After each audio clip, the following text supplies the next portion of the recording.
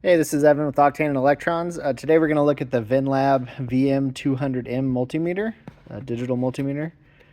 And I like different kinds of multimeters. I have lots of them, like testing them. So we're going to take a look at this and see how it operates. We're going to use it with some typical stuff that I use it for. So we're going to test battery voltage, measure current, and we're going to check resistance. This has other features as well. It's just not stuff that I typically use in the way I do motorcycle and automotive stuff. So I've already opened it and put batteries in it so I could check it out, and hooked up the test leads and all, but we'll show you where everything goes. So we have a user manual in there. Nice box. Okay, we have our meter. 2 AA batteries. Cover is right here with a single Phillips head screw. Does have a stand in the back, which is nice. The meter feels nice. It's all plastic. It's definitely a lower cost meter, but it's fine. It's made just fine. Looks durable enough. I don't see any issues there. And what I do like about it is the leads are really nice. Sometimes these test leads can be really cheap and pull out of the terminal here, and this has strain relief on the wires, which is nice, good insulation, and the test leads are just really nice. They're thick plastic and they have really good pointed tips, so I was happy with that. These are pretty decent quality. So yeah, here we go. Let me just turn the screen on, and you'll see we've got a hold feature, which is really nice, and a backlight, which is great, especially if you're using this at night. It has typical features you'd expect from a meter in this price range. It's not auto ranging, so you have to set your own ranges. We've got a range of very reasonable DC voltages. We have reasonable AC voltages, 200 and 600 volts. The DC side was as low as 200 millivolts up to 600 volts, which is great. Lots of current ranges as well for DC current measurement. We're going to test the 10 amp setting, which is on its own separate fuse.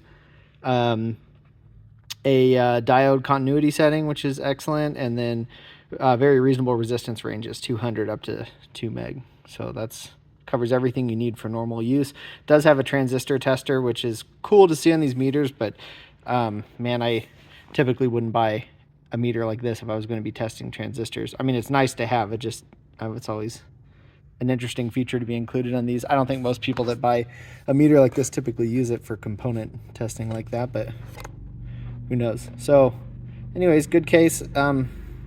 See, it's got a black front and the rest of the case is blue. I thought that was interesting, but it looks nice and feels good. So let's do a few tests of stuff to see how it works. So, you know, I typically work on motorcycle electronics, and we do stators, voltage regulators, stuff like that. So I often use a meter for testing resistance of stator windings. So that's always a great test. So here I have a stator here, and we'll do a test between the leads on the stator to check the winding. So I'm going to set my range down here low. I'm going to measure like below 1 ohm. So I'm going to set to the 200 ohm range. And let's see if I can do this well. Sorry, this is going to be hard to hold and measure. I should have used a tripod today. Here we go. There we go. So let's see, I'm expecting this low of range. Most meters aren't super accurate, but I'm expecting, yeah, 0.2, 0.4, somewhere around there. Make sure I get on the terminal as well. There we go, 0.2, 0.3, 0.4. Great.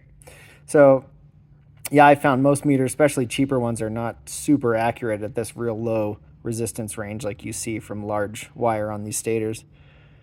So it might take a minute to give you a measurement. So that's fine. And we can see what we get with internal resistance on the meter too. That should be interesting. So there I'm touching the tips together. Yeah, 0.1, 0.2. So that's what I expect. That's reasonable for this kind of meter, so works fine. Great. Let's turn our light on. Then we'll also check.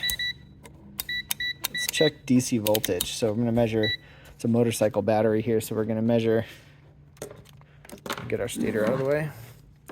So resistance looks good. Let's see what we get for 12 volt battery measurement, what kind of accuracy we have. There we go. Good, 12.99. Yeah, I confirmed it with another meter that measured within 1/10 of a volt, so I'll take that. Good. Works well. We can also test our continuity setting. So I've turned that over, and let's see. Touching the leads together. Good, nice loud buzzer. Excellent. Okay, well, that works great. So then let's measure some current. I have a light bulb here from one of our ATVs sitting over here. So I'm going to move my lead over to the 10 amp current input and select that setting, 10 amps DC current. And I have some leads here, so I'm going to go ahead and clip them on. 1 second.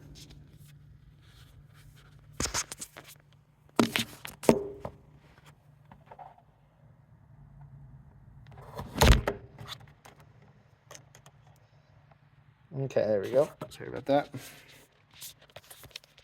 All right, there we go. So I have my DC current setting, getting a good reasonable measurement, 3.64 amps. You can see I have my leads there connected to some clip leads, measuring current through our light bulb here. So that's great. Works well, good measurement.